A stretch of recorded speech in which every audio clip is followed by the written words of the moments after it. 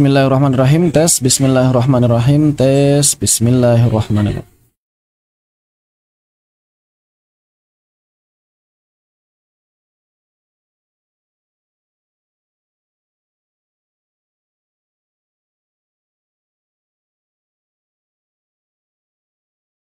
Belum ada ya? Sebelum adakah? Facebook. Kedengeran nggak suaranya di Facebook? Tes, ada. Tes, bismillahirrahmanirrahim. Bentar, saya share linknya ya.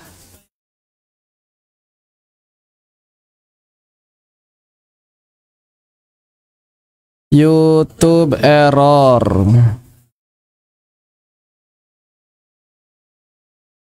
Error jadi live via FB.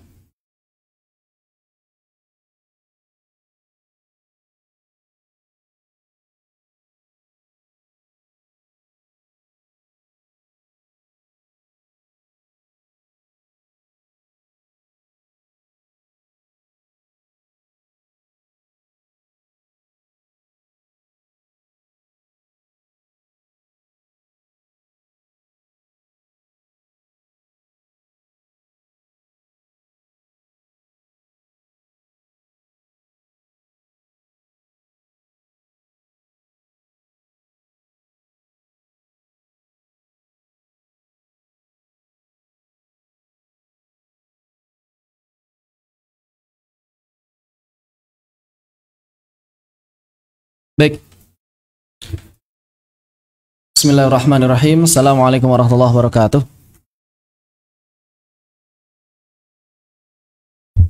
Innal hamdalillah nahmaduhu wa nasta'inuhu wa nastaghfiruh wa na'udzu billahi min syururi anfusina wa sayyiati a'malina man yahdihillahu fala mudilla lahu wa man yudlil fala hadiya lahu. Asyhadu an la ilaha illallah wahdahu la syarika lahu wa ashhadu anna Muhammadan abduhu wa rasuluhu alladzi la nabiyya wa la rasula ba'dah. Alhamdulillah, atas izin Allah Subhanahu wa taala kita kembali pertemukan dalam majelis penuh barakah ini dalam keadaan sehat wal afiat, dalam keadaan masih memegang teguh keimanan dan keislaman kita, dalam keadaan masih bersyukur insyaallah atas segala nikmat yang telah diberikan pada kita, dan dalam keadaan masih terus untuk tetap bersabar atas segala musibah yang menimpa kita sekalian. Serta salawat teriring salam semoga tetap tercurah limpahkan pada Nabiullah wa Rasulullah Muhammad sallallahu alaihi wasallam, juga kepada keluarganya, kepada para sahabat, para tabi'in, atba' tabi'in, dan juga semoga sampai kepada kita sekalian beserta seluruh kaum muslimin hingga akhir zaman kelak. Amin ya rabbal alamin. Insyaallah dalam kesempatan kali ini kita masih akan melanjutkan beberapa kekhususan dan peringatan dalam riwayah Al-Imam Hafs jalur Asy-Syatibiyah, di mana sekarang kita masuk ke bagian yang ketiga, ya, bagian terakhir insyaallah. Sebelum besok antum semuanya akan melaksanakan ujian Syarah Tuhfatul Atfal wal Ghilman fi Tajwidil Quran, dan saya harap minimal nilainya 90 semuanya. Amin, alhamdulillah, insyaallah ya. Materi sekarang tidak akan terlalu banyak, nanti kita akan lanjutkan ke murojaah untuk beberapa materi Tuhfatul Atfal dan juga mungkin beberapa teknis pelaksanaan ujian besok. Begitu. Baik, kita kemarin sudah berbicara mengenai imalah, kita berbicara mengenai tashil, kita berbicara mengenai iltiqau sakinain, kemudian juga tanwin ya, dan lain sebagainya. Maka sekarang kita akan masuk pada materi berikutnya atau beberapa kekhususan yang terdapat dalam riwayat Imam Hafs. Yang pertama adalah waqaf pada kata atani. Waqaf pada kata atani dalam surat apa? Suratun Naml. Surat ke-27 ayat 36. Waqaf berarti saat berhenti. Apabila kita mewasalkan bacaan, maka di sini ada huruf ya yang tidak tertulis tapi dibaca, sehingga dia dibaca fama ataniyallah. Ataniyallah. Loh, kan nunnya cuma ya-nya kan tidak tertulis. Nah, maka di sini berarti rosemnya muhtamal. Muhtamal bisa dilihat dari sisi yang lain bahwa kita beranggapan, kita menilai di sana ada ya yang tidak tertulis tapi ada. Ada ya yang tidak tertulis tapi ada. Kenapa? Karena menyesuaikan kata asalnya. Karena menyesuaikan kata asal dalam bahasa Arab itu sendiri. Lalu kemudian yang menjadi pertanyaan adalah ketika kita membaca kata tersebut waqaf atau berhenti pada kata atani. Baik itu berhenti karena darurat, idtirari, istilahnya waqaf idtirari, atau berhenti karena ujian, istilahnya ikhtibari. Atau berhenti untuk ta'limi, ya bisa ikhtibari, ta'limi, ini ada yang menggabungkan istilah ikhtibari, ta'limi, ada juga yang memisahkan ikhtibari ketika ujian, ta'limi ketika belajar, ya intinya bukan ketika tilawah, baik itu ketika belajar atau ketika dia diuji. Maka dalam jalur Asy-Syatibiyah, riwayat Imam Hafs, jalur Asy-Syatibiyah, boleh isbatul ya, boleh hadzful ya. Boleh isbatul ya, berarti kalau isbatul ya bagaimana cara wakafnya? Fama atani. Silakan. Seperti itu. Ini kalau isbatul ya. Ditetapkan keberadaan huruf iya-nya. Ditetapkan keberadaan huruf iya-nya. Isbat istilahnya. Kalau tidak ditetapkan atau kalau dianggap tidak ada, istilahnya hadzf. Hadzful ya. Bagaimana cara yang kedua hadzful ya? Yakni menganggap di sana tidak ada huruf iya. Bagaimana cara wakafnya berarti? Coba, gimana cara wakaf hadzful ya-nya? Mumtaz. Menjadi mad 'arid lis sukun. Fama atan. Silakan.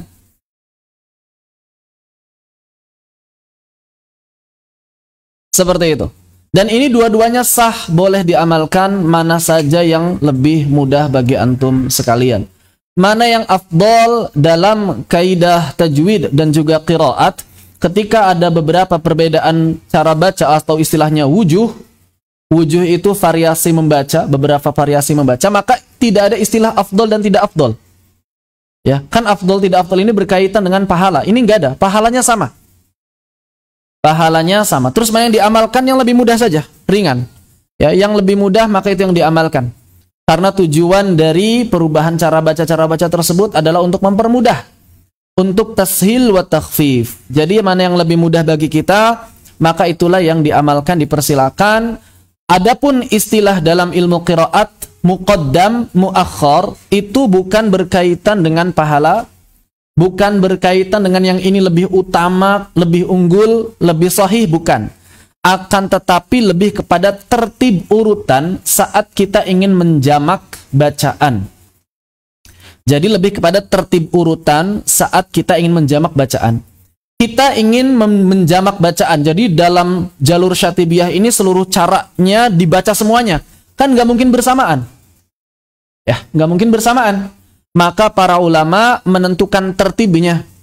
Ini yang muqaddam, yang lebih dulu dibaca. Ini yang muakhar, yang lebih belakangan dibaca. Dengan pertimbangan masing-masing. Dan kadangkala satu ulama dengan ulama yang lain berbeda pendapat dan ini tidak masalah. Jadi bukan masalah afdol tidak afdol, masalah mana yang lebih sahih, bukan. Melainkan lebih kepada tertib bacaan semata. Sama seperti ketika Al-Imam Asy-Syatibi kenapa mendahulukan Imam Nafi'. Yang pertama itu harus qalun. Yaitu pertimbangan beliau. Apa pertimbangannya? Bisa jadi salah satunya karena itu adalah bacaan beliau. Bukan kemudian Imam Nafi' ini yang paling fasih. Bukan juga Imam Nafi' ini yang paling sahih. Bukan. Atau pahalanya paling besar ketika baca dengan Imam Nafi'. Tidak. Tidak demikian. Ya. Jadi itu hanya urutan saja. Hanya sebatas urutan saja. Yang kedudukannya dalam ilmu qiraat dan juga tajwid, semua variasi baca itu kedudukannya setara. Tidak ada yang lebih sahih, tidak ada yang lebih lemah dibandingkan yang lain. Setara kedudukannya. Jadi bacaan antara Imam Nafi' dengan Imam Ibnu Katsir, dengan Imam Asim, dengan Imam Al-Kisai, itu setara. Bahkan dengan yang 10 sekalipun Imam Ya'qub, ya Imam Khalaf, itu setara. Setara, tidak ada yang istilahnya yang satu ini sahih, yang satunya ashah, yang satunya hasan, itu nggak ada. Dalam ilmu qiraat semuanya setara. Begitupun ketika kita masuk dalam sebuah jalur, misalnya di sini ada jalur Syatibiyah. Ketika di sana terdapat dua cara baca, maka tidak masalah kita mengamalkan yang manapun karena setara. Setara, seperti itu. Ini bagian yang pertama, waqaf pada kata atani, maka boleh isbatul ya, boleh juga hadzful ya. Kemudian juga dikiaskan atau dianalogikan dengan kata ini, kata uhyi, yuhyi, yastahyi, di mana di sana juga tidak ada iya yang keduanya. Pernah perhatikan rosem nggak? Uhyi, yuhyi, yastahyi, ada nggak? Iya-nya ada berapa? Ada satu, betul? Nah, maka di sini para ulama ada yang menganalogikan dengan ini sehingga ketika berhenti kita boleh membacanya uhyi, juga boleh membacanya uhyi, walaupun kebanyakan ulama lebih menetapkan keberadaan iya. Kalau untuk yang uhyi, yastahyi, yuhyi dan lain sebagainya. Seperti itu. Berikutnya adalah waqaf pada kata salasila. Waqaf pada kata salasila. Ini sebetulnya ada 7 alif, tapi kita bahas salasila. Kenapa? Karena ini adalah waqaf yang bisa dibaca dengan atau tanpa alif. Waqaf yang bisa dibaca dengan atau tanpa alif. Jadi ketika kita berhenti pada kata salasil atau salasila dalam surat Al-Insan ayat keempat, kita boleh membacanya inna a'tadna lil kafirina salasil. Boleh seperti itu, atau boleh juga inna a'tadna lil kafirina salasila. Boleh isbatul alif, boleh hadzful alif.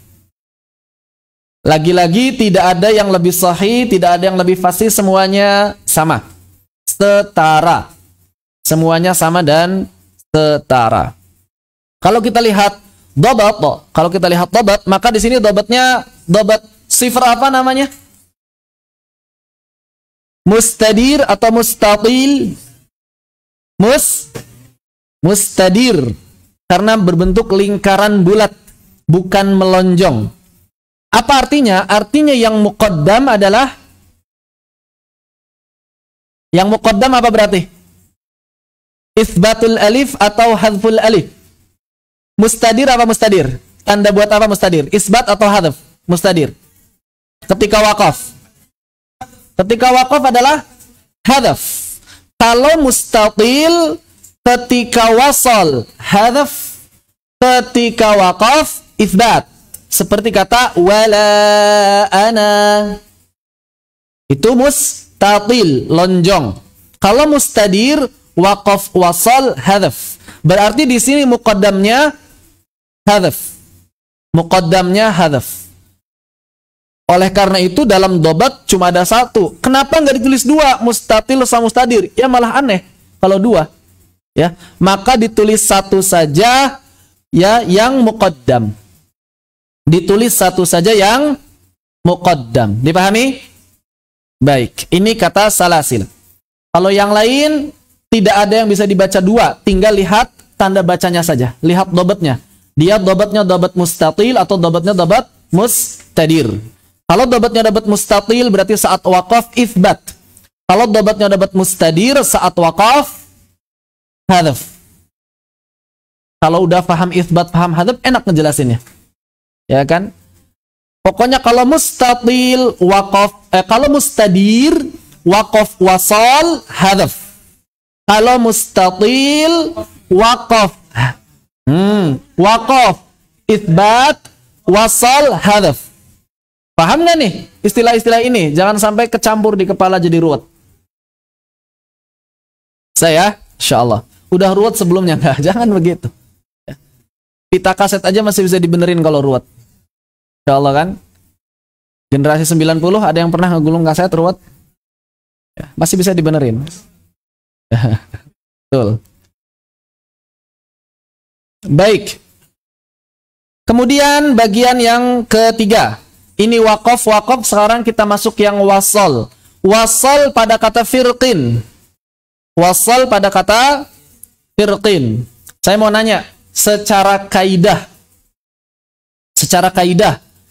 ketika kita membaca firqin, wasal, roknya tafkhim atau tarqiq, kaidah umum.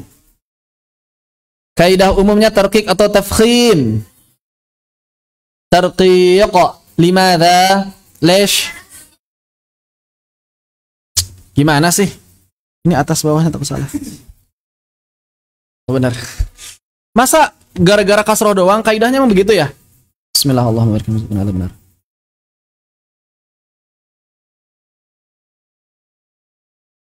Waraqiqir ra'a idza ma kusirat kadzaka ba'dal kasri haitsu sakanat. Tuh, harus ada itu dulu. Ntar dulu. Sebelum wal khulfu. Waraqiqir ra'a idza ma kusirat kadzaka ba'dal kasri haitsu sakanat illam taqum min qabli harf isti'la. Saya mau nanya di sini setelah ra-nya ada isti'la atau enggak? Tuh kan berarti kaidah asalnya apa dia? Tafkhim atau tarqiq? Oh kan langsung berubah semuanya. Tafkhim. Kaidah asalnya tafkhim. Loh kok tafkhim kan sebelumnya kasrah. Ingat ketika di belakang ada kasrah dan di depannya ada huruf isti'la, maka ra tetap dibaca tebal. Maka ra tetap dibaca tafkhim. Kenapa? Karena untuk mempertahankan ketebalan sifat huruf isti'la tersebut. Ya, begitu. Makanya ingat-ingat kaidah tersebut. Namun, kemudian ketika wasal, para ulama berbeda pendapat. Wal khulfu fi firqin.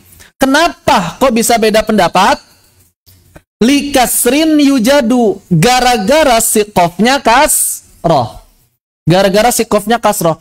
Memangnya, apa kemudian konsekuensi akibatnya apa? Kok tiba-tiba kasrohnya huruf qaf ini mempengaruhi ketebalan huruf ra? Mengapa bisa mempengaruhi ketebalan huruf ra? Sedikit dulu. Karena ketika huruf isti'la yang bukan itbaq, apa saja huruf isti'la yang bukan itbaq? Kha, ghain, qaf. Ketika ada huruf isti'la yang bukan itbaq dikasrahkan, ketika ada huruf isti'la yang bukan itbaq dikasrahkan, maka mereka berada pada tingkatan tafkhim yang paling lemah. Para ulama menyebutnya tafkhim, Masya Allah udah pada paham, tafkhim nisbi. Para ulama menyebutnya tafkhim nisbi. Tebal tapi dinisbatkan kepada kelemahannya. Enggak disebut tarqiq, enggak. Cuma memang cara pengucapannya mirip tarqiq. Contoh firqin, mustaqim, tarqiq. Ya kan? Oleh karena itu para ulama berbeda pendapat. Nah, ro kan enggak ada istilah tingkatan tafkhim pada huruf ro. Ada enggak? Tafkhim pada huruf ro? Enggak ada. Ro itu cuma dua. Kalau enggak tafkhim, tarqiq. Maka ketika qafnya mengalami tafkhim nisbi, para ulama berbeda pendapat. Ro-nya ini tetap dalam keadaan tebal atau menjadi lemah karena qafnya juga ikut lemah. Inilah yang para ulama berbeda pendapat. Lalu dalam jalur Asy-Syatibiyah bagaimana? Saat waqaf pada kata firqin pada surat Asy-Syu'ara surat ke-26 ayat 63, maka dalam jalur Asy-Syatibiyah riwayat Imam Hafs boleh membaca huruf ra dengan tafkhim atau tarqiq. Boleh keduanya. Boleh tafkhim, boleh tarqiq. Mana yang muqaddam? Mana yang muqaddamnya? Nah, ini muqaddamnya para ulama beda pendapat.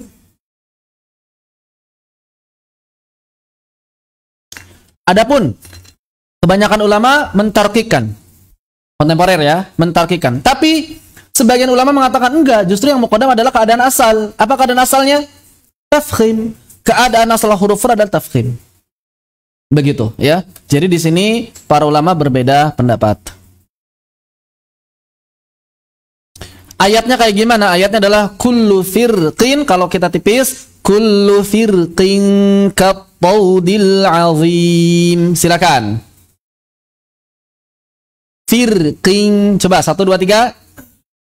Ya, dari awal 1 2 3.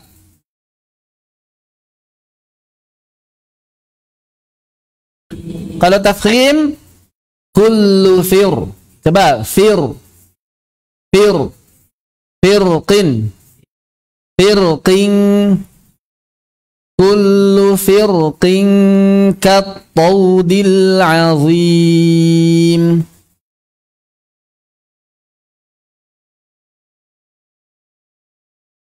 Khair. Sekarang pertanyaannya, kalau waqaf dibaca apa?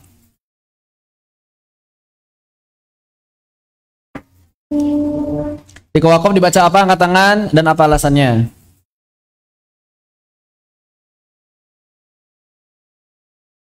Alasannya apa, Ustaz?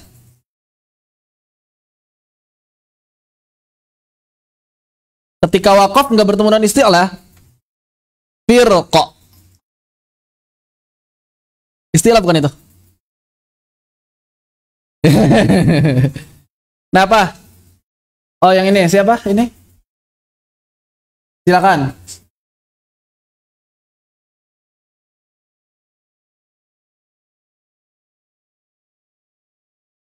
Apa hubungannya? Huruf qalqalah.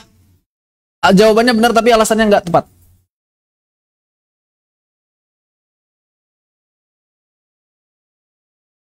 Nah, ini yang mantap ya. Dibaca tafkhim. Kenapa? Karena yang jadi sebab para ulama berbeda pendapat udah hilang. Apa itu yang beda pendapat? Kasroh. Ketika kasrohnya hilang, maka qafnya menjadi kembali tebal. Oleh karena itu, ro-nya ngapain diperselisihkan? Udah jelas jadi tebal. Ya, kembali ke hukum asal. Begitu. Dipahami sampai di sini? Baik. Selain kata firqin, nambah dikit nih. Apa saja kata-kata yang berbeda pendapat? Di mana para ulama berbeda pendapat baca tipis atau tebalnya?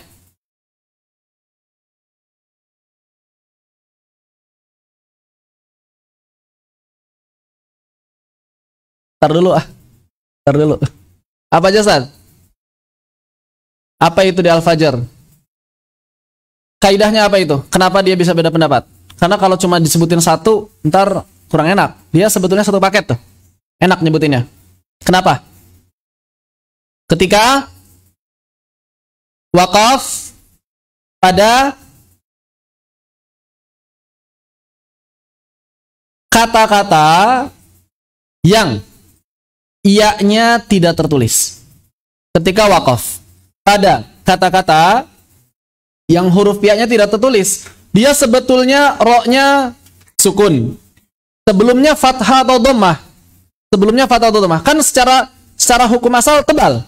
Asr, yasr, al-jawar, kemudian nuzur. Asalnya tebal. Tapi karena di akhirnya sebetulnya ada huruf iya yang tidak tertulis, maka para ulama berbeda pendapat, di mana kebanyakan ulama justru memilih muqaddamnya adalah tarqiq. Asr, yasr, al-jawar, dan yang terakhir nuzur. Ada 4 kata. Ada 4 kata. Asr, yasr, al-jawar, dan nuzur. Kemudian para ulama juga berbeda pendapat ketika waqaf di kata qitar dan di kata misr. Kenapa? Karena gara-gara ada itbaq sebelumnya, menjadi ro-nya berat ketika ditarqiqkan. Misr kan aslinya tipis tuh, ro. Qitar juga aslinya tipis, ro. Tapi karena sebelumnya ada itbaq, maka berat, sehingga sebagian ulama memperbolehkan membaca tafkhim misr, qitar. Wallahu ta'ala a'lam. Baik, ada yang tanyakan? Nanti detailnya ketika masuk di Jazariyah insyaallah ta'ala. Bagian berikutnya izhar riwayah, dan ini antum sudah pada paham ya. Izhar riwayah itu apa? Izhar yang terjadi karena apa? Karena riwayah, gitu banget penjelasannya. Izhar yang terjadi karena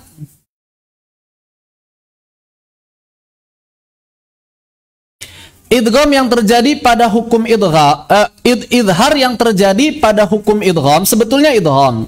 Tapi dia dibaca idhar disebabkan riwayah yang datang kepada kita itu membacanya idhar. Secara kaidah dibaca idgham, tapi prakteknya dibaca idhar. Dalam riwayah Al-Imam Hafs, jalur Asy-Syatibiyah, idhar riwayah hanya ada 2 tempat saja. Yang pertama ketika mewasalkan Yasin ke Yasin wal Quran dan nun ke wal qalam. Yasin ke wal Quran, nun ke wal qalam. Secara kaidah asal yang namanya nun ketemu waw itu apa? Idgham bi gunah kalau konteksnya nun sakinah dan tanwin. Yasin kan gitu. Ya. Asalnya nun wal qalam. Akan tetapi ternyata jalur Asy-Syatibiyah membacanya dengan idhar. Jalur yang lain bagaimana? Beda-beda. Ya. 56 jalur yang lain berbeda. Kalau firqin 56 jalur yang lain tafkhim. Firqin 56 jalur yang lain tafkhim. Cuma Syatibiyah aja yang boleh 2. Dalam jalur Asy-Syatibiyah riwayah Hafs, jalur Syatibiyah, dia mesti dibaca idhar sesuai dengan riwayah yang datang kepada kita. Bagaimana cara baca idharnya? Biasa. Yasin wal Qur'anil Hakim. Silakan.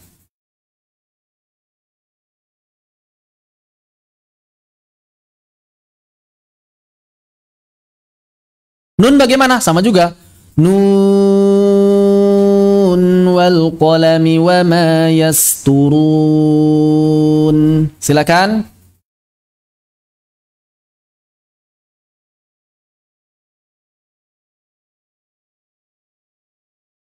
Mudah? Tidak ada izhar riwayah di dalam riwayah Imam Hafs kecuali pada 2 kata atau 2 tempat ini saja. Tidak ada yang ketiga. Tidak ada yang ketiga. Kalau izhar karena mereka bertemu pada satu kata yang sama, itu namanya izhar apa? Izhar mutlaq. Baik, mumtaz. Barakallahu fikum. Tadi jawaban buat mutlak tadi ya. Terlalu semangat. Terakhir, cepat terakhir. Terakhir apa? Terakhir adalah as-sakt. As-sakt. Gimana cara baca sakt? 1 waqaf. 1, 2, 3. As-sakt. Mana hamsnya? Sak. Coba. Sakt. Ada hams dua-duanya. Sama seperti ni'mal abd.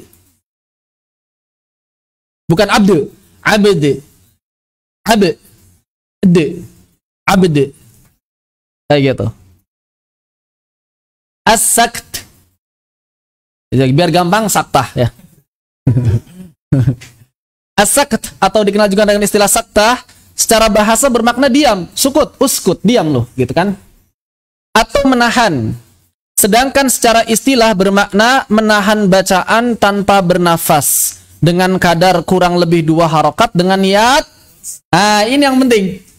Ini yang penting. Jadi saktah itu niatnya wasal, bukan niat wakaf. Dan ini banyak orang yang nggak paham. Terus kita kalau wakaf pakai saktah enggak? Jangan ditanya. Saktah itu niatnya niat wasal. Nanti biasanya di awal Al-Kahf. Surat apa? Al-Kahfi. Al-Fatihati. Al-Baqarati. An-Nasi. Kok nggak begitu? Al-Kahf doang. Nggak adil ya? Ar-Ra'du. Gimana ini? Ar-Ra'di kalau mau ya. Surat Ra'd. Baik. Hukum asal sakt adalah terlarang kecuali pada tempat-tempat yang jelas atau sahih riwayahnya. Harus ada riwayah yang sahih. Kalau nggak ada maka terlarang. Dalam riwayah Al-Imam Hafs jalur Asy-Syatibiyah terdapat 4 tempat wajib saktah dan 2 saktah jaiz. Apa maksud wajib? Tidak ada cara lain. Berarti saat kita wasal, perhatikan.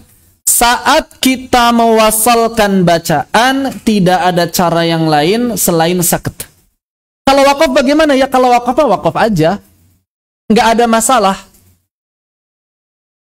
Ini yang penting untuk dipahami, bahwa saktah itu adalah hukumnya hukum wasal. Niatnya niat wasal, bukan wakaf. Namun cara membacanya mengikuti cara membaca wakaf. Jadi dia ini wasal, rasanya wakaf. Wasal rasa wakaf. Lawan dari raum. Kalau kita kenal wakaf di akhir kalimat ada yang namanya raum. Nasta'in. Dia wakaf, tapi rasanya rasa wasal. Seperti itu. Karenanya pada saktah wajib sekalipun, kewajiban tersebut hanya berlaku apabila kita berniat wasal. Sedangkan saat berniat wakaf, ya wakaf saja, udah nggak ada hubungan dengan saktah. Sudah tidak ada hubungan dengan saktah. Namun penting untuk diperhatikan kaidah istinafnya atau kaidah ibtida setelah wakafnya. Nanti akan kita bahas supaya lebih jelas maksudnya kayak gimana sih ketika dicontohkan dalam kalimat. Ada berapa saktah wajib? Wajib 4 dalam jalur jalan riwayah Hafs, jalur Syatibiyah. Karena jalur yang lain beda-beda. Jalur yang lain beda-beda. Ada yang cuma 2, ada yang enggak semuanya. Ada yang cuma 2, ada yang enggak semuanya. Jadi beda-beda untuk jalur dalam riwayah Imam Hafs. Setiap jalur punya saktah wajib masing-masing. Baik, yang pertama adalah suratul Kahf. Ayat 1 menuju ayat kedua. Tadi disampaikan bahwa yang dimaksud dengan sakt adalah niatnya niat wasal. Terus boleh enggak kalau misalnya kita ingin wakaf saja, alhamdulillahilladzi anzala ala 'abdihil kitaba wa lam yaj'al lahu 'iwaja. Niat wakaf saja boleh atau tidak? Wakaf itu dimanapun boleh asalkan ada sebabnya. Sebab yang pertama apa? Habis maknanya. Habis maknanya. Ini sebab yang pertama. Sebab yang kedua, habis nafasnya. Sebab yang ketiga, ada gangguan, bersin, nguap, dan lain sebagainya. Sebab yang keempat diantaranya adalah akhir ayat. Akhir ayat. Jadi di sini, pertama, maknanya sudah selesai. Kalimat sudah selesai belum? Sudah. Kalimat sudah selesai. Kita punya satu sebab. Sebab yang lain apa? Dia akhir ayat. Berarti di sini kita punya 2 sebab yang memperbolehkan wakaf. Maka tidak ada yang boleh melarang seseorang wakaf di akhir ayat pertama.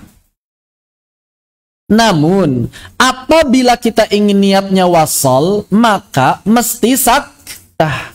Kenapa? Supaya maknanya, hikmahnya supaya maknanya nggak berantakan. Di sini kan walam yaj'al lahu 'iwaja, apa artinya? Dan tidak menjadikan ia menjadi bengkok. Qayyima, lurus. Kalau misalnya di wasalnya itu tanpa saktah, walam yaj'al lahu 'iwajan qayyima, dia tidak menjadikan itu bengkok lurus, kan nggak enak. Apa itu maksudnya bengkok lurus? Nggak menjadikan bengkok lurus gimana? Tapi kalau dia ada saket, maka maknanya bisa lebih jelas. Qayyimanya ternyata dengan kata berikutnya, qayyiman liyunzira ba'san syadida. Begitu, ya. Ini kenapa alasannya, bukan alasan, alasannya riwayah ya. Ini kenapa di antara hikmah ada saktah di sini. Jadi kalau kita niatnya wasal, maka jangan iwajang qayyima. Kalau niatnya wasal. Kalau niatnya wasal, maka mesti sakat. Walam yaj'al lahu iwaja qayyiman liyunzira ba'san syadida, dan seterusnya. Dia wasal tapi caranya cara wakaf. Jadi mad, iwad. Iwajan menjadi iwaja.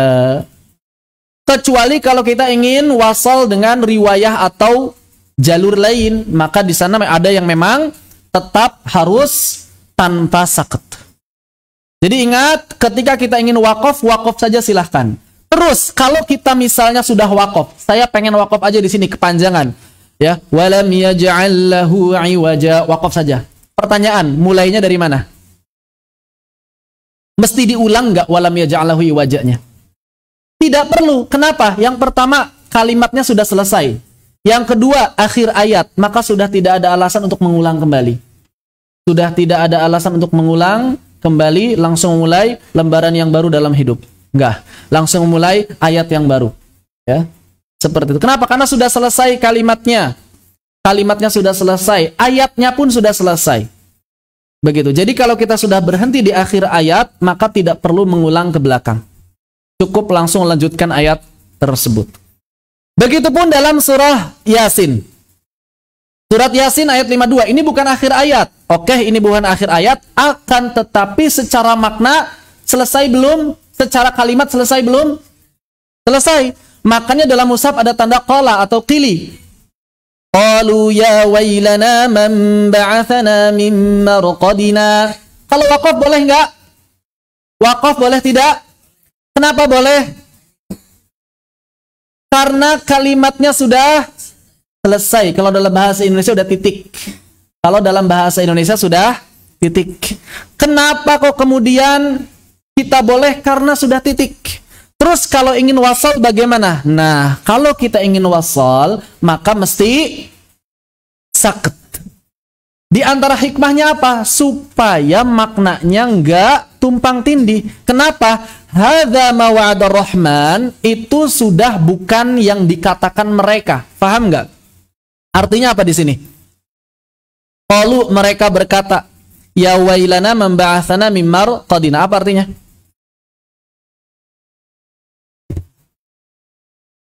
Buka mushaf. Apa artinya? Ada yang buka terjemahan? Mereka mengatakan, celakalah kami. Apa?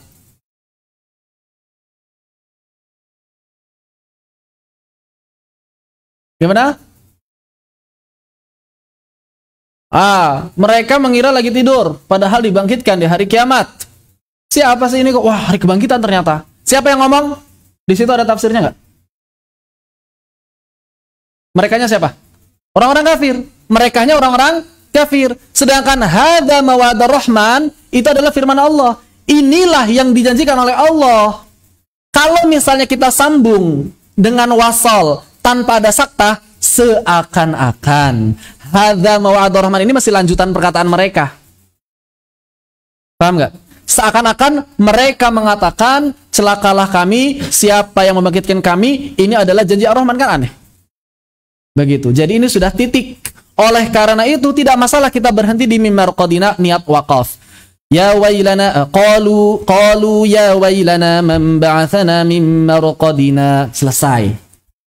Hadza ma wa'ada Ar-Rahman wa sadaqal mursalin. Ya, wa sadaqal mursalun afwan. Wa sadaqal mursalun. Maka ini sudah selesai kalimatnya. Kalau kita sudah niat waqaf di mimar qadina, istinafnya atau ibtidanya dari mana? Mulai bacanya dari mana kalau sudah berhenti di mimar qadina? Langsung hadza, karena itu kalimat yang baru, tidak perlu diulang. Ini kan ada saktah, jadi harus diulang dulu. Tidak, bukan demikian. Saktah itu kalau kita niatnya wasal. Difahami sampai di sini? Bagaimana dengan surat Al-Qiyamah? Wa qila man raq. Pertanyaan, boleh enggak berhenti di man? Boleh enggak berhenti di man? Ya boleh-boleh saja, akan tetapi jangan sampai gara-gara sengaja berhenti di sana mau ngapain begitu kan. Tapi kalau misalnya ada orang yang berhenti di sana yang nggak masalah, misalnya karena batuk kah, karena habis nafasnya gara-gara dari ayat sebelumnya diwasal terus gitu kan. Pas giliran waqila habis nafasnya, ya nggak masalah. Cuma yang jadi masalah adalah ketika dia berhenti di man, wasalnya dari mana, istinafnya dari mana?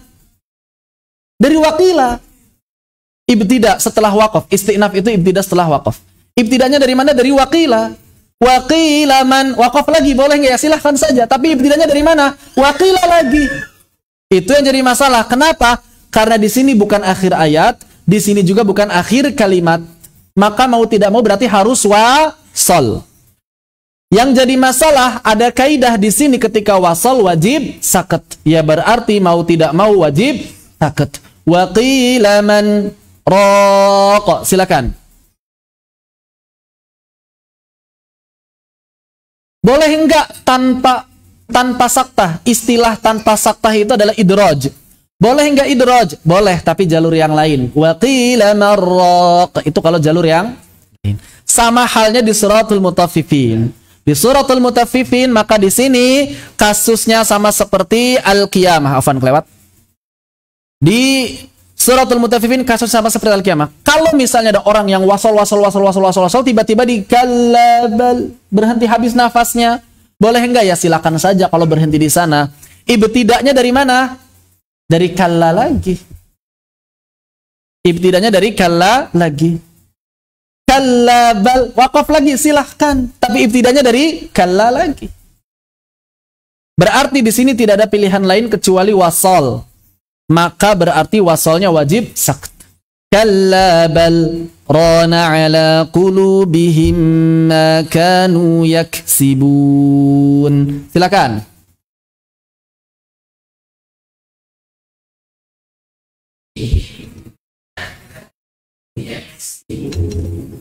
Khair, seperti itu. Ini adalah sakta-sakta wajibah, sakta wajib. Kemudian ada dua tempat yang boleh sakta, boleh idroj. Apa itu idroj? Idroj itu wasol nggak pakai sakta. Istilahnya apa? Idroj. Istilahnya idroj. Sakta jaiz adalah tempat-tempat yang diperbolehkan memilih antara sakta atau idroj. Saat berniat mewasolkan bacaan. Saat niatnya wasol. Kalau niatnya wakaf bagaimana? Nggak ada masalah. Wakaf saja. Apa saja? Yang pertama saat mewasal akhir Al-Anfal ke awal At-Taubah. Sudah dibahas ya ketika kita bahas isti'adzah dan basmalah. Berarti di sini kita boleh wasal. Innallaha bikulli syai'in alimun bara'atum minallahi wa rasulih. Boleh idraj. Boleh juga sakat. Innallaha bikulli syai'in alim bara'atum minallahi wa rasulih. Dan ketika sakat berlaku mad arid li sukun. Boleh 2, boleh 4, boleh 6 sesuai dengan bacaan sebelumnya. Karena sakat itu hukumnya hukum wakaf, rasanya rasa wakaf. Kalau kita ingin wakaf di sana ya wakaf saja.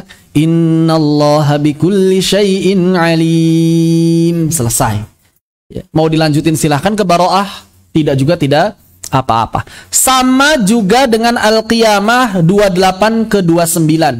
Di mana di sini ada hasabtah. Ma aghna anni maliyah. Kalau wakaf ya silakan saja. Halaka anni sultaniyah. Mau wasal idraj boleh. Ma aghna anni maliyah. Halaka anni sultaniyah. Sakat juga boleh. Ma aghna anni maliyah. Halaka anni sultaniyah. Dalam riwayat Hafs jalur Asy-Syatibiyah sakat cuma ada ini saja. Sakat wajib di 4 tempat, saktah jaiznya di 2 tempat. Dalam jalur yang lain memangnya ada saktah yang lain? Ada. Contohnya saktah ketika bertemu dengan hamzah sukun. Seperti kata Al-Qur'an, maka dibaca Al-Qur'an. Al-Akhirah. Ini dalam jalur yang lain. Sama seperti Imam Hamzah. Seperti itu. Allahu Ta'ala a'lam. Selesai bahasan untuk beberapa catatan atau kekhususan dalam riwayah Al-Imam Hafs jalur Asy-Syatibiyah. Mudah-mudahan bermanfaat dan bisa kita amalkan saat kita membaca dengan riwayah Al-Imam Hafs jalur Asy-Syatibiyah. Sampai di sini, apakah ada yang ingin ditanyakan? Dipersilakan. Pertanyaannya seluruh materi dari awal apa? Dari awal Tuhfatul Atfal, silakan. Tekal.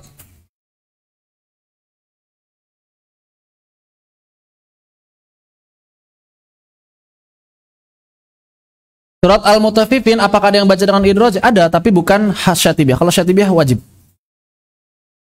Bukan Syatibiyah. Jadi ini khusus Syatibiyah saja. Yang kita bahas adalah khusus Syatibiyah. Dalam Syatibiyah, 4 tempat tadi wajib saat wasol. Wajib sakta saat wasol. Allahu Ta'ala a'lam. Begitu. Betul, Ustaz?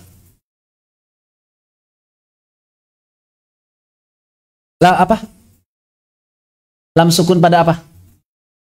Pada lam sukun pada lam amr gimana?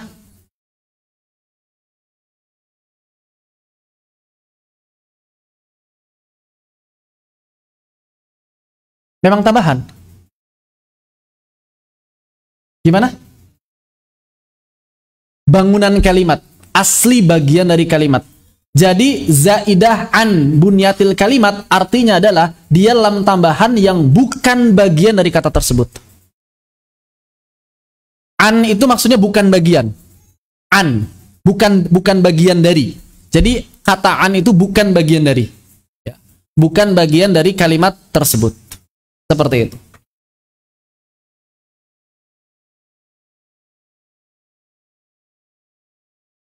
Khair, ada lagi tanyakan?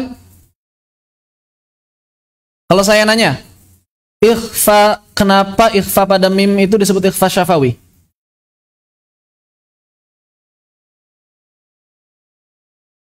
Karena jangan keroyokan, one by one. Jangan Ustaz Ayub lah, Ustaz Ayub yang jawabnya. Ustaz Ayub sama Sarah. Sarah lagi. Iya, nggak ada yang lain. Apa yang akhwat? Tadi rame banget, jauh bisa jawab semuanya. Angkat tangan. Silakan. Karena ikhfanya terjadi pada huruf mim dan ba yang keduanya keluar dari makhraj. Apa bedanya dengan ikhfa hakiki?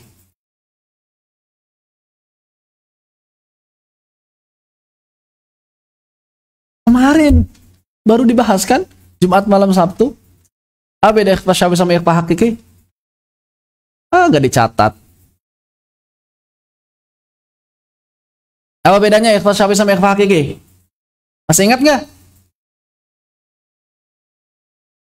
Gimana? Jumat malam Sabtu kemarin itu dibahas. Dan ketika saya membahas ikhfa syafawi, saya masih ingat itu disebutkan juga. Untung sekarang dibahas. Kalau nggak bisa jawab besok.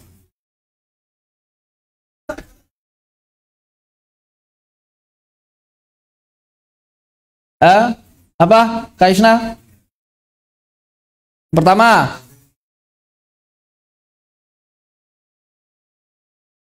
Apa?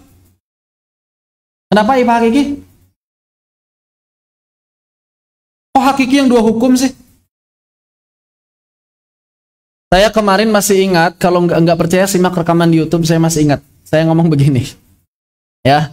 Yang pertama, karena ikhfa hakiki, ikhfanya lebih terrealisasi. Lebih jelas ikhfanya, lebih tampak ikhfanya dibandingkan dengan ikhfa syafawi. Yang kedua, bahwa ikhfa hakiki para ulama semuanya sepakat dia dibaca ikhfa. Sedangkan ikhfa syafawi ada berbeda pendapat. Ada yang menghukumi sebagai. Terus saya nanya, siapa yang menghukumi sebagai gar? Terus Sarah jawab waktu itu. Masih ingat nggak? Kenapa nggak dijawab? Ya. Siapa yang menghukumi idhar? Siapa Al-Qayyum siapa?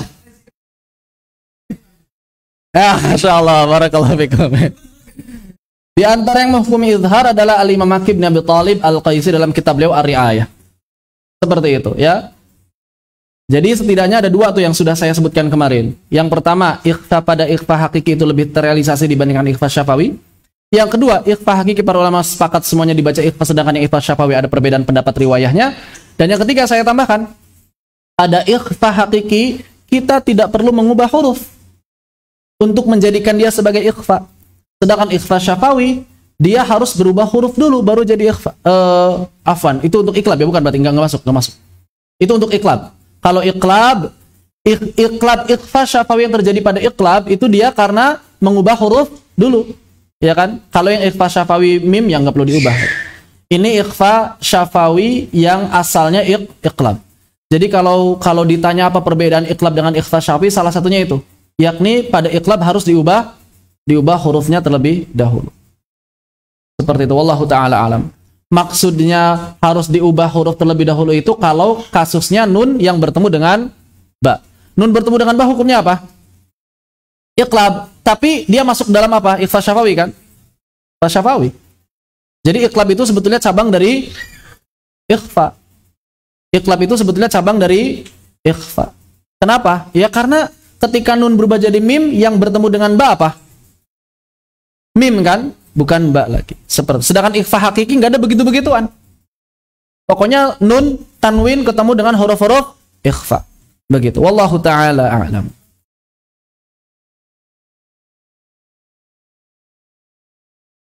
Siapa yang tadi menghukumi idhar?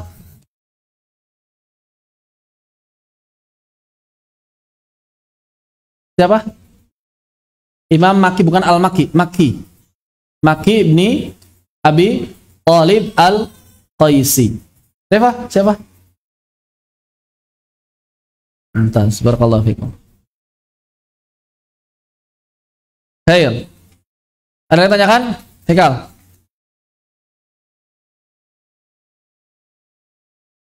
Ya.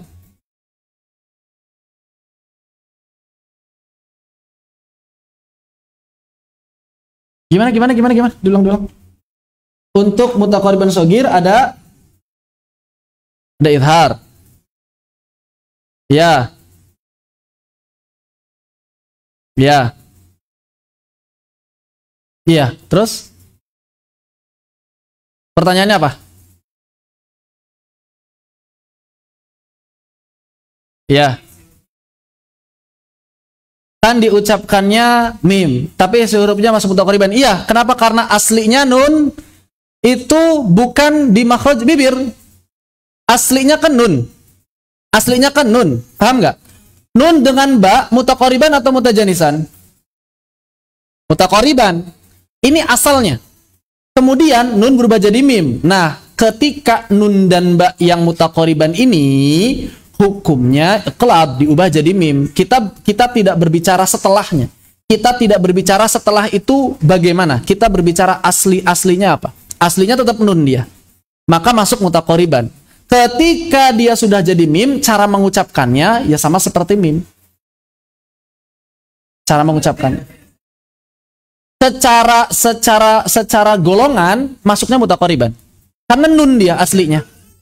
Karena nun. Cuma karena bertemu dengan ba dia diubah. Karena bertemu dengan ba, kemudian dia suaranya saja yang diubah. Lafzon la khotton. Ya, secara lafaz bukan secara tulisan. Jadi tetap masuknya kategori mutaqariban. Berbeda dengan mim asli bertemu dengan ba. Dia apa masuknya? Mutajanisan. Masuknya mutajanisan.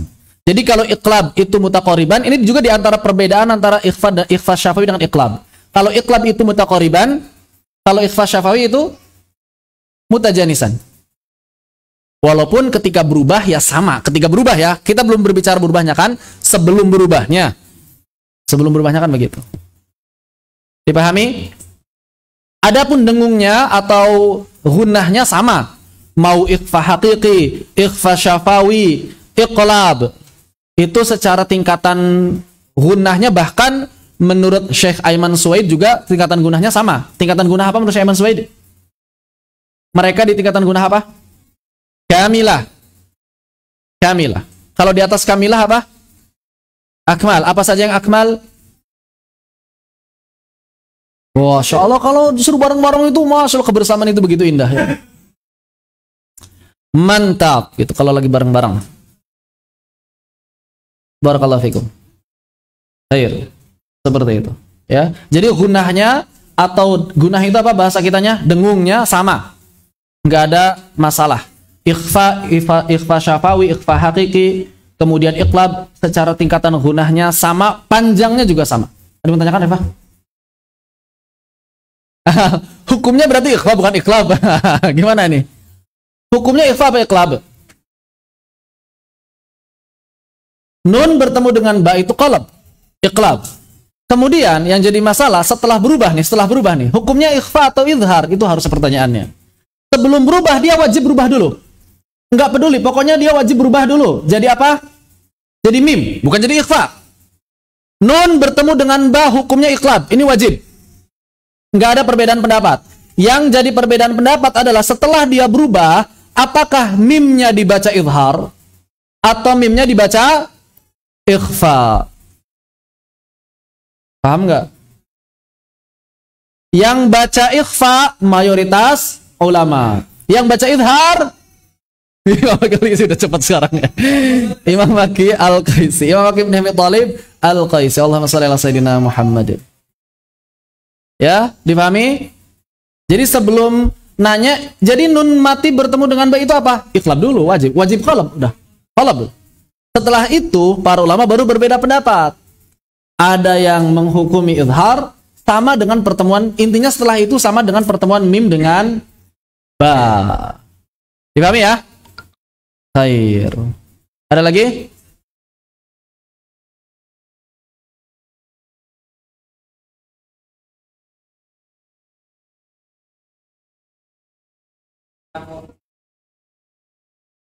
Ditambahin maksudnya? Boleh, silahkan. Lamus sakinah zaidah gitu, boleh. Kenapa saya nggak masukin itu? Karena saya hanya mengutip. Kalau mengutip nggak boleh ditambahkan. Kalau mengutip nggak boleh ditambahkan. Itu kan kutipan langsung. Dalam standar penulisan karya tulis ilmiah, ketika kita mengutip langsung, tidak boleh ada tambahan sedikit pun. Kalau mengutip tidak langsung, boleh. Kalau mengutip tidak langsung, maka paragrafnya harus bergabung dalam karya tulis, cara penulisan karya tulis ilmiah. Dan harus pakai bahwa. Syekh Aiman Suid mengatakan bahwa, nah itu tidak langsung. Itu boleh kita ubah kalimatnya. Atau nanti kalau misalnya diubahnya agak banyak, dikasih tanda, dikasih angka, kemudian kasih catatan kaki dengan sedikit perubahan.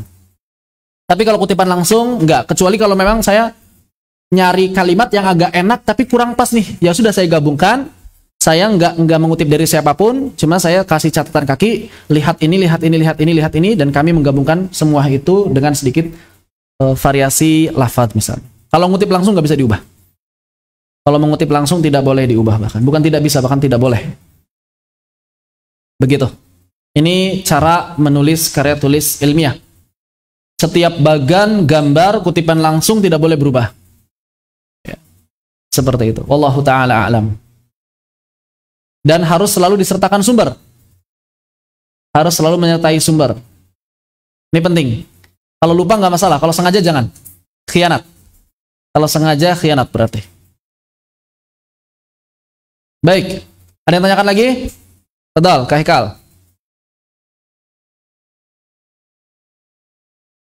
Ya. Ya aslinya yartadidu. Aslinya yartadidu. Karena ada kata sebelumnya dia jadi berubah. Ini saraf, nahu, ya nahu. Kenapa? Karena kaitan dengan struktur kalimat. Asal katanya fi'il mudhari' itu dhammah. Marfu'nya kan dhammah. Betul nggak? Fi'il mudhari' marfu'nya apa? Dhammah. Jadi yartadida karena apa? Karena ada nawasib. Ada amil nawasib. Paham nggak? Ya ilah, pokoknya begitu ya. Fi'il itu, fi'il bisa mengalami 3 keadaan. Marfu', mansub, dan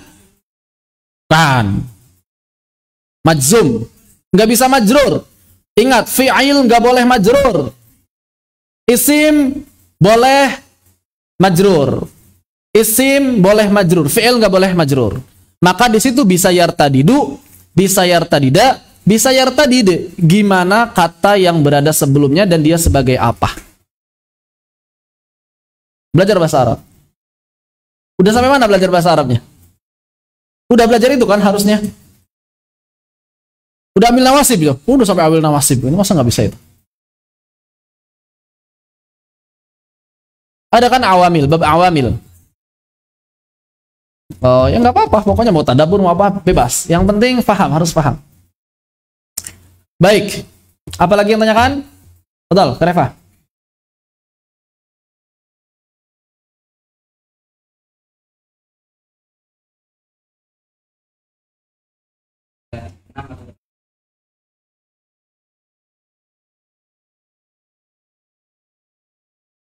Apa yang tidak disebutkan dalam kitab, maka hukum asalnya adalah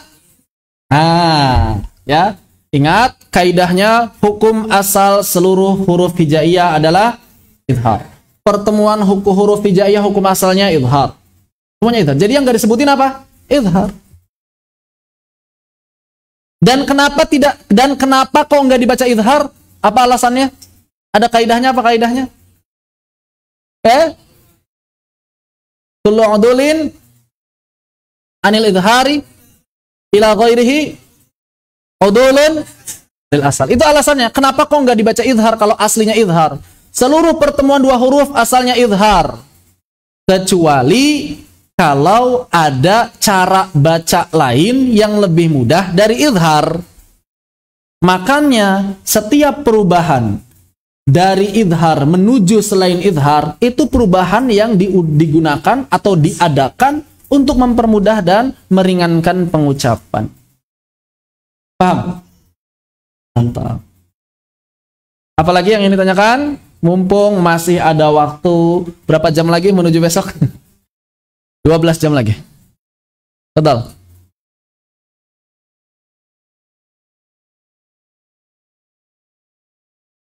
Ya. Yang satu harokat apanya? Suara harokatnya.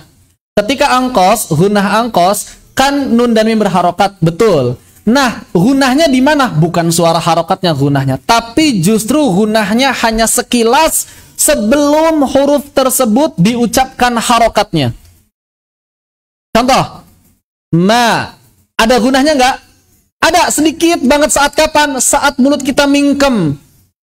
Kalau lambat begini, ma. Nah, yang emnya itu sedikit. Nah, karena nggak mungkin langsung harokatnya saja. Nah, nggak mungkin. Ada emnya, nah itu gunahnya. Bukan kemudian ketika berharokat ada gunah, ditambah gunahnya berarti sedikit. Oh, angkos berarti sedikit. Berarti pas mengucapkan harokat dicampur sama suara hidung. Nah, enggak, bukan begitu. Bukan begitu maksudnya. Bukan ketika kita mengucapkan huruf tersebut berharokat dicampur suara gunah sedikit, bukan. Tapi hanya terjadi ketika di awal pada saat makhraj mulutnya terkunci. Pada saat makhraj mulut terbuka, maka kaidahnya kembali ke kaidah pengucapan huruf-huruf berharokat.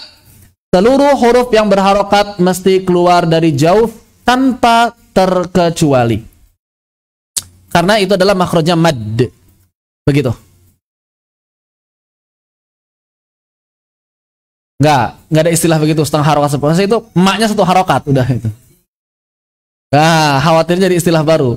Ya kalau antum jadi profesor dalam dunia tajwid ya, bisa misalnya mengeluarkan teori baru dalam tajwid.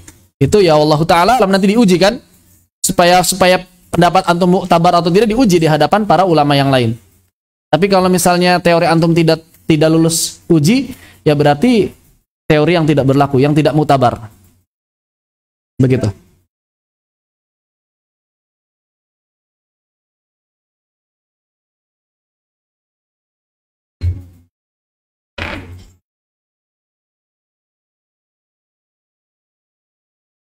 Silakan, ada lagi yang tanyakan?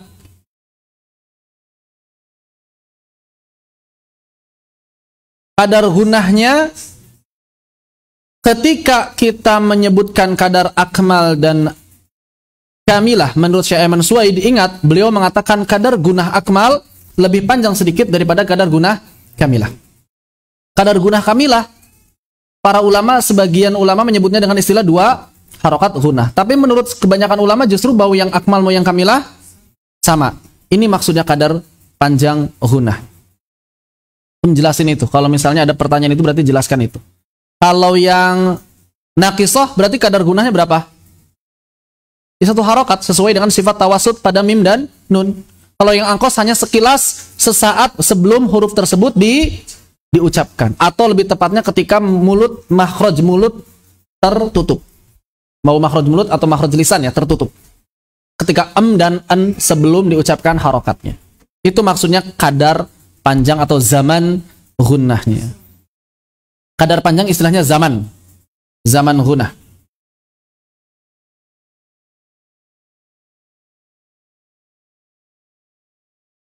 Ya, durasi itu menurut Syekh Ayman Suwaid. Kadar panjang atau durasi atau zaman. Jadi menurut Syekh Ayman Suwaid yang akmal durasinya lebih lama dibandingkan yang kamilah. Yang naqisah lebih pendek lagi, yang angkos lebih pendek lagi. Ini menurut beliau. Tapi menurut kebanyakan ulama dan hasil talaki kami, ini sama dengan apa yang disampaikan oleh Syekh Utsman Murad, bahwa baik yang akmal ataupun yang kamilah itu di satu golongkan saja. Kenapa kok Syekh Utsman Murad menggabungkan seluruhnya ke dalam satu golongan? Karena beranggapan bahwa kadarnya, panjangnya, durasinya sama. Berapa? Sebagian ulama menyebut istilah tersebut dengan istilah 2 harokat. Atau kalau kita ingin sebut 2 harokat hunnah. Walaupun kalau nggak salah saya juga pernah menjelaskan, para ulama berbeda pendapat dalam hal ini. Masih ingat nggak? Ada yang bilang 2 harokat, ada yang bilang 1 harokat lebih dikit doang. Yang penting jangan lebih dari 2 harokat. Begitu, wallahu ta'ala a'lam. Ada lagi tanyakan? Marotib dan far'i pada paham nggak? Gimana?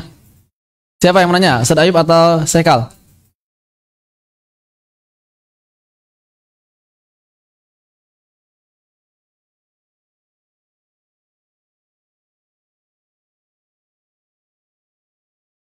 Soalnya hanya 10.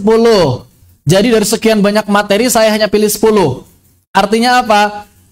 Harus cerdas deh berarti nih. Milih-milih kira-kira mana yang bakal keluar. Materi kan banyak. Yang keluar cuma 10. Artinya banyak yang nggak keluar. Berarti ada faktor takdir yang sangat kuat ini. Kalau pas takdirnya belajarnya itu, besok pas keluarnya itu gitu kan. Itu takdirnya baik sekali berarti. Doa aja.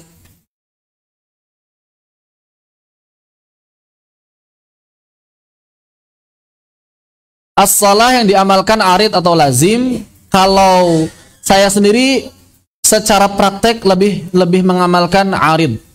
Lebih mengamalkan arid. Kenapa? Karena ketika bertalaki arid semuanya. Bahkan ketika saya nanya kepada Syekh Mahmud, beliau juga, kalau ada yang mengamalkan ini sebagai lazim tidak masalah kata beliau. Tapi saya sendiri lebih mengamalkan arid.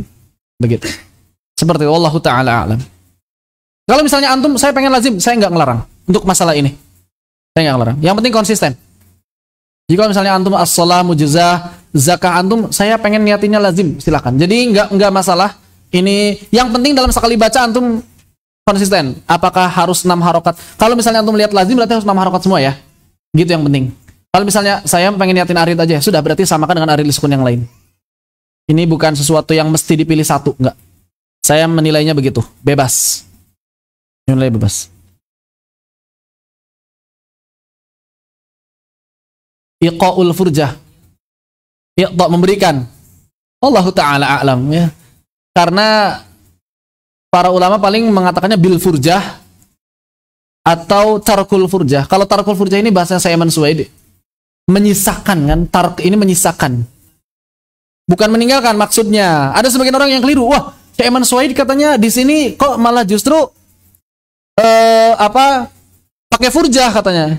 Kenapa? Karena di videonya menjelaskan meninggalkan furjah itu keliru. Bukan meninggalkan furjah, itu salah terjemahan.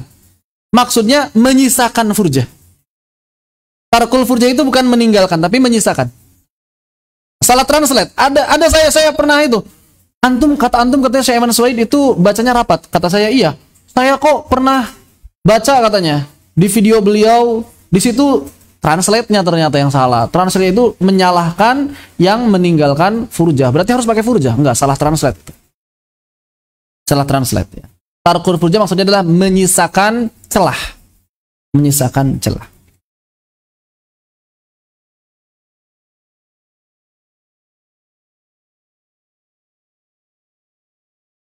Khair, ada lagi? Silakan Ahad dulu, silakan. Gimana? Lam? Iya, kenapa?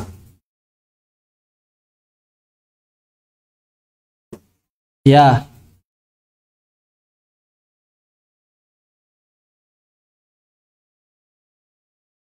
Maksudnya? Kan lam ta'rif itu tambahan. Kemudian ditambah hamzah wasal. Jadinya dia di awal kata atau di tengah kata. Apa pentingnya buat kita?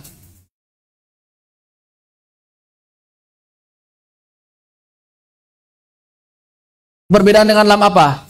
Lam fi'il kan ada di tengah sama ada di akhir. Jadi dia sebetulnya masuknya di tengah atau di awal begitu. Kalau kita melihat lamnya, berarti dia di awal. Kalau kita menghitung hamzah wasalnya, berarti dia di tengah. Begitu. Jadi dia di tengah atau di awal, tergantung kita, cara pandang kita. Kalau asalnya di awal, karena hamzah wasal tambahan. Buktinya apa? Buktinya, ketika kita menambahkan lam jar, li, ada hamzah wasalnya enggak? Lil fuqara. Ditulisnya kayak gimana? Langsung, lam ke lam. Begitu. Ya. Seperti itu. Wallahu ta'ala alam. Ya, sesuai definisi. Silakan. Gimana? Mad tamkin ada dua pendapat. Ya. Ya dua-duanya aja. Kalau misalnya antum disuruh ngasih contoh mad tamkin, dua-duanya aja contohnya. Menurut sebagian ulama yang begini, menurut ulama yang lain adalah yang begini. Begitu, ya. Karena memang itu bedanya beda definisi gitu. Para ulama beda pendapat. Baik. Kemarin saya kasih tambahan satu untuk yang membaca lata man. Nah, sebelumnya saya kasih 3 cara baca menurut Syekh Husam Tabsabi. Bacaan yang keempat menurut siapa? Syekh Walid Janahi. Mantap, barakallahu fikum. Mantap. Apa kata Syekh Walid Janahi? Maka membacanya adalah SMS ya. Kalau itu bahasa kita SMS, bukan bahasa beliau. Ya, beliau nggak nyebutin SMS. Beliau sendiri bilangnya ya gunahnya di tengah. Bukan di tengah sih. Beliau bilangnya itu beriringan. Jadi nggak langsung monyong, tapi ditahan dulu baru monyong, dikembalikan lagi baru diselesaikan. Ya. Kalau menurut guru-guru tahsin bahasa Indonesia, itu istilahnya SMS. Senyum, lata man, senyum, monyong, senyum lagi. Nah, mana seperti itu. Wallahu ta'ala. Mutabar lah. Beliau ulama ahli qiraat. Kalau misalnya kita bilang pendapat beliau nggak mutabar, antum siapa? Bilang beliau nggak mutabar. Ya, yang ada juga beliau bilang antum nggak mutabar. Kalau antum bilang beliau nggak mutabar, ini bahaya. Tapi kalau beliau yang bilang antum nggak mutabar, boleh. Sebetulnya mungkin bukan baru, tapi saya yang baru tahu. Seperti itu lebih tepatnya. Makanya dulu ketika ada yang nanya begitu, saya nggak jawab ada atau enggak. Tapi ternyata, walhamdulillah ada ternyata. Lihat dari Syekh Walid Janahi. Aslinya dari mana ya Syekh Walid Janahi ya?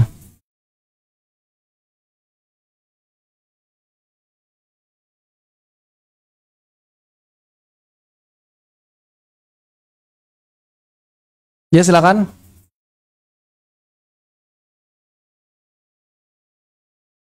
Maddenma, istilah Maddenma, siapa? Siapa ngarang aja sarkastik itu nyarangan. Kan.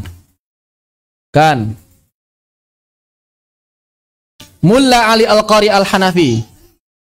Salah, Mulla Ali Al-Qari dalam kitab beliau Al-Minahul Fikriyah fi Syarhil Muqaddimah. Mulla. Kira-kira kalau ada istilah mulla orang mana? Afghanistan. Orang Afghanistan ada Mulla Omar, ada Mulla siapa? Mulla itu kiai zaman sekarang itu. Jadi Mulla itu istilah atau sebutan buat kiai. Mulla Ali Al-Qari. Kenapa disebut Al-Qari? Karena beliau seorang qari. Julukannya Al-Qari. Kitabnya Al-Minah Al-Fikriyah fi Syarhil Muqaddimah.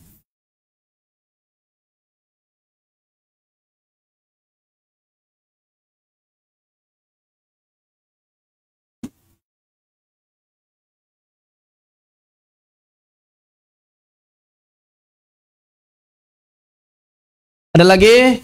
Ayo, mumpung belum ujian. Silakan Kak Toya.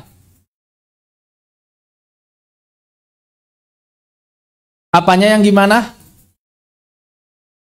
Apa coba perbedaannya? Masa nggak tahu perbedaan mad badal dengan mad syabih bil badal asli dengan mad syabih bil badal? Apa perbedaannya? Pada mad badal terjadi ibdal. Pada mad badal asli terjadi ibdal. Sedangkan pada syabih bil badal tidak terjadi ibdal. Ini sebetulnya perbedaan yang paling menonjol. Udah nggak ada lagi. Kesamaannya apa? Sama-sama dihukumi mad badal.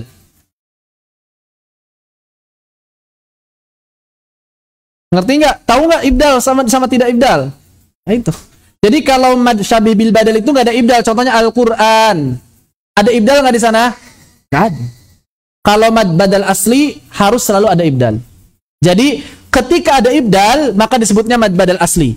Ketika tidak ada ibdal maka disebutnya mad syabih bil badal.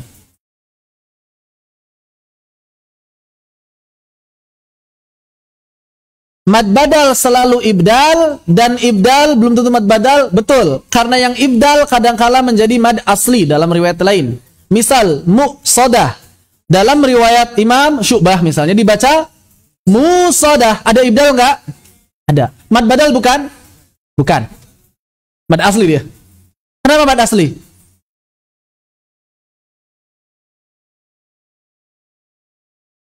Apa coba apa? Saya nggak dengar itu. Karena apa Ustaz Fahmil? Karena riwayat. Bukan alasan teorinya. Kenapa kata ya? Kenapa musodah yang jelas-jelas ada ibdal tidak disebut mad badal? Karena yang panjangnya bukan hamzah. Tuh, karena yang panjang bukan hamzah tapi mim. Sedangkan syaratnya mad badal itu adalah hamzah yang mamdud, yang panjang, dibaca panjang. Mamdud itu dibaca panjang ya. Hamzah mamdud, hamzah dibaca panjang. Dipahami? Khair. Ada lagi tanyakan? Haikal lagi, silakan.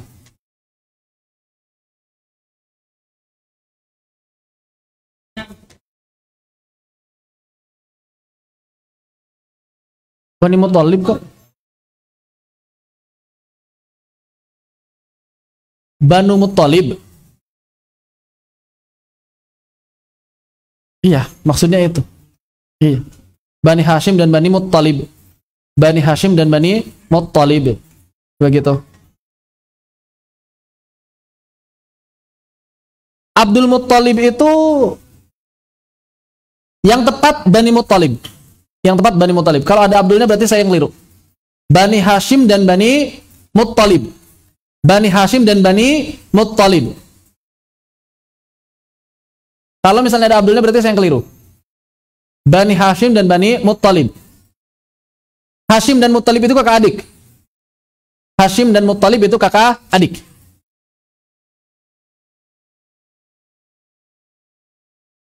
Bani Hashim dan Bani Muttalib.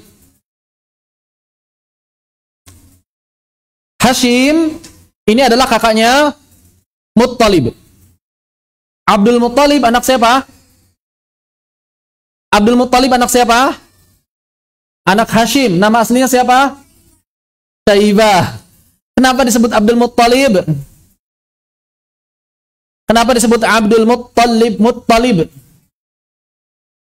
Karena waktu kecil Hashimnya sudah wafat. Kemudian Syaibah dirawat oleh Muttalib. Kemudian orang-orang mengira Syaibah ini adalah hamba sahayanya Muttalib. Hamba sahaya bahasa Arabnya apa? Abdu. Hamba sahaya Muttalib bahasa Arabnya Abdul Muttalib. Jadi yang tepat Bani Hashim dan Bani Muttalib. Keluarganya Hashim, sang kakak, dan keluarganya Muttalib, sang adik. Ayahnya Hashim siapa? Abdi Manaf. Ayahnya Abdi Manaf? Toy, khair, mumtaz, barakallahu fikum. Khair. Ada lagi tanyakan? Silakan.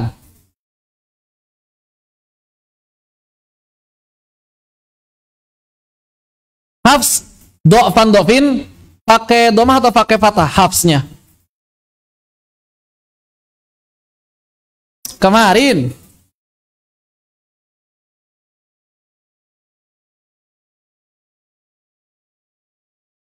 Hafsnya.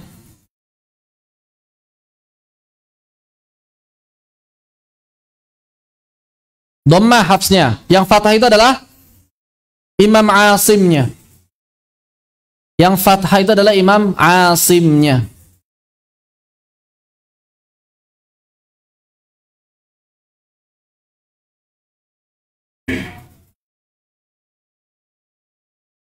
Ada lagi tanyakan?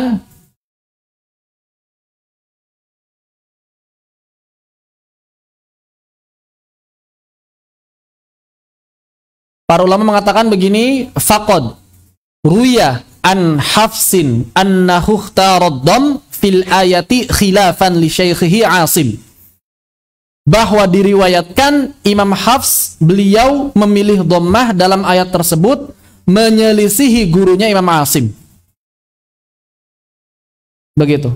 Karena Imam Hafs lebih memilih dhammah karena dhammah itu lughatnya orang-orang mana? Dhammah itu Quraisy. Fathah itu Tamim.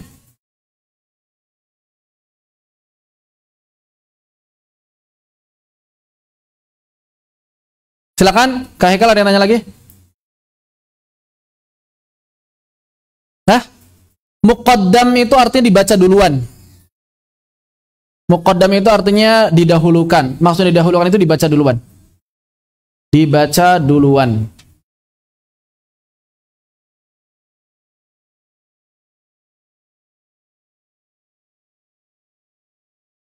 Jadi dhammah lughat Quraisy, fathah lughah Tamim.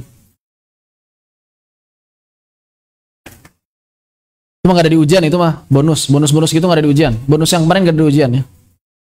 Yang kekhususan Hafs dari awal sampai akhir, kecuali yang masuk dalam materi. Seperti apa misalnya? Saktah ada di materi nggak? Nggak. Ismam yang ada di materi, Tahsil ada di materi. Yang nggak di materi, Tuhfatul Atfal kemarin nggak dibahas, nggak masuk ujian. Gimana? Isti'adzah basmalah nggak? Nggak masuk ujian. Sampai khotimah sampai maratibat far'i. Maratibat far'i ada. Tapi insya Allah mudah. Saya nggak yang rumit-rumit soalnya. Karena soalnya cuma 10. Faidah apa? Itu mah sudah menjurus ya pertanyaannya.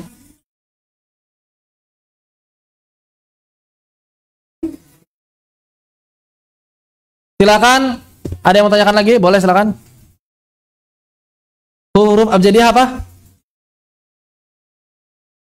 Masuk ujian nggak? Secara umum bab khotimah masuk. Secara umum bab khotimah masuk. Apakah ada soalnya atau enggak? Wallahu taala alam.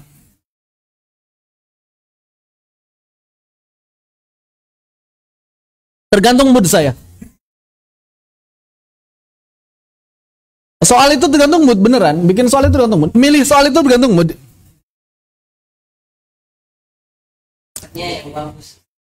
Moodnya bagus justru saya kalau lagi semangat soalnya agak susah. Kalau moodnya lagi jelek bagaimana? Lebih susah lagi.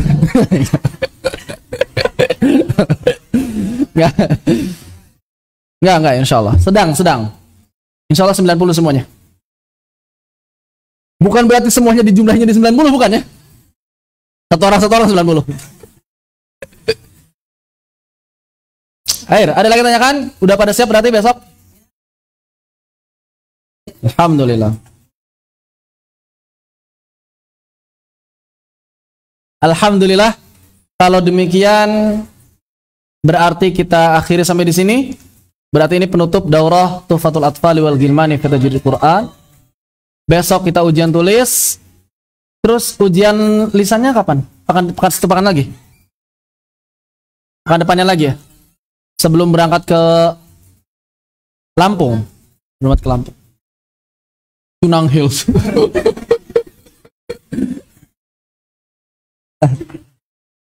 Ujian tulis, ya gimana? Gimana? Ada yang mau tanyakan? Boleh, silakan. Mumpung belum keluar dari ruangan ini.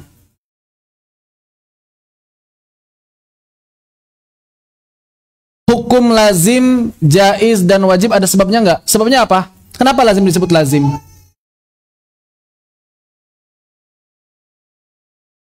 Karena para ulama sepakat membacanya 6 harokat. Ada sih yang nggak sepakat tapi nggak mutabar.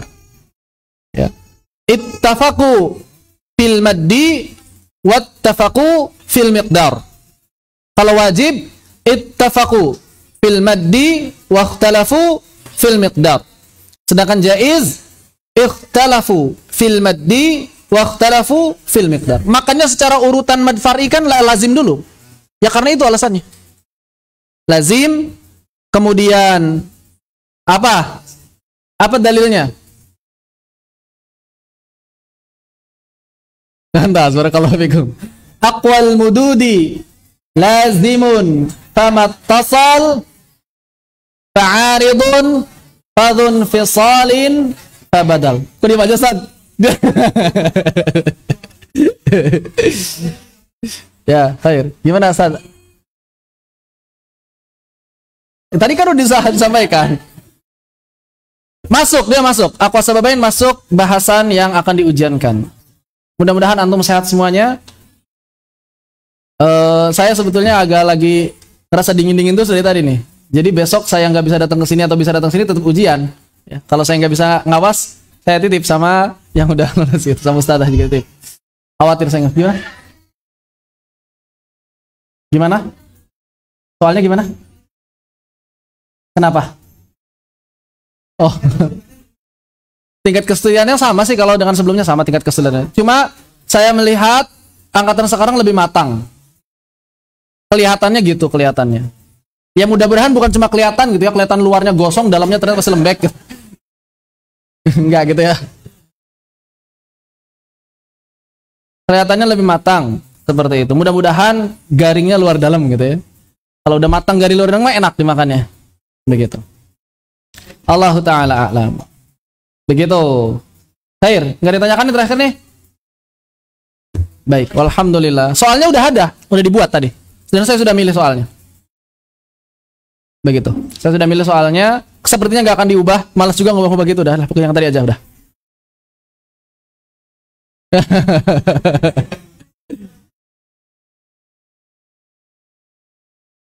Cyber tajwid, bukan cyber tajwid itu. Hacker tajwid berarti.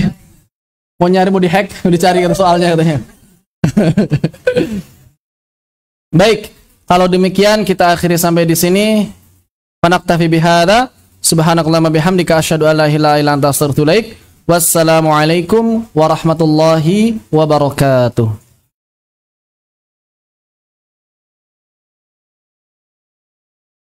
Alhamdulillahirabbil alamin.